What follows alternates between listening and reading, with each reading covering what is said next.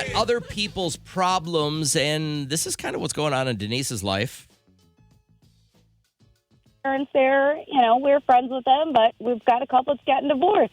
My husband still insists on talking to the other husband, and it's like they're getting a divorce. You can't talk to him anymore.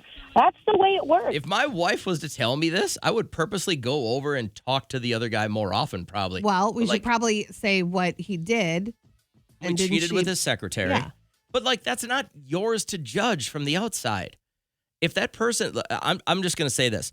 If this happened to us, unless that guy did something wrong to me, I'm not cutting him off. I think you should think about that before you make a mistake and cheat on your wife and ruin your family. It's that scarlet letter that people will probably not talk to you anymore. Your life will be exponentially different. How you feeling, Bree? I'm pretty good. How are you? Great. Thanks for asking. You been through something like this? So I wasn't married, but I had been friends with this gentleman that I ended up dating for about 10 years. So our friend group was obviously the same amount of time.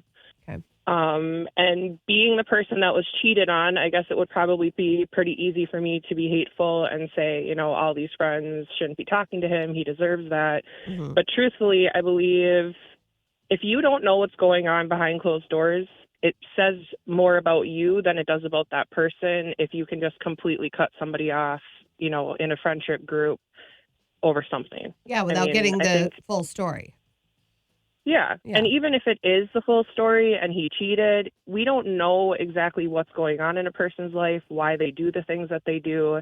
And I feel like it's better to just remain neutral and be friends with both parties and be respectful and, explain that to them that, hey, I don't want to choose sides. I've been friends with you both for a really long time. I'm not part of this equation. Yeah. I guess I wish people would have done that for me because unfortunately I was the innocent party and people decided to cut friendships that really meant a lot to me, but the people that stuck around, that really showed me that they were true friends and it didn't really matter both sides. So I think the perfect scenario would be that you guys handle stuff privately and everybody goes about their business as normal because there are still kids involved and there's still the rumblings in sports families that could be detrimental to like a kid and how they feel about their whole situation. Their life was just turned upside down. So to maybe play this whose side are you on might not be the best.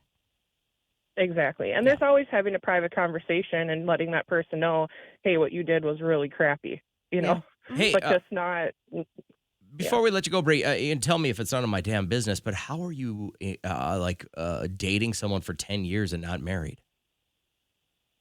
We didn't date for 10 years. We were best friends for 10 years and then dated for 2. I gotcha. Okay, I get that. Wow. Okay, so but it was something that completely changed my life. I had been kind of a habitual dater until then and then realized, I don't need somebody to be happy. I need to make myself happy first and whole. And now I've been single for about 7 years, ready to go back out maybe and mingle, but I think I'm just in a better place. It's horrible out there. You don't want to go back out there. It's death. I mean, the dating apps are horrible. I don't know. I pray for you, girl. Hey, give me a couple of things that you're looking for now that you're ready to get back out into the world. What are the 2 most important things that this next guy will have?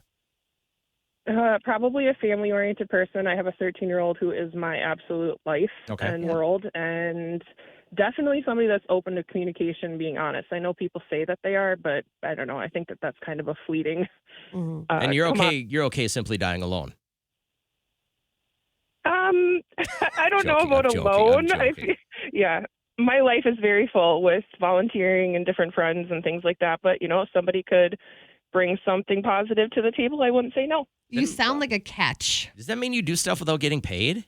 Yes, it's a concept. I do. What is that? I do. Why would you ever do something like that? Let me text your wife. She'll show you more opportunities to volunteer. No wonder you can't find a guy. Yeah, right. Oh, I'm kidding. I'm kidding. He's the worst. All right. Thanks for checking in, though, Bree. I hope you have a great morning. Yeah, have a great holiday. Goodbye. Thank you, Sue.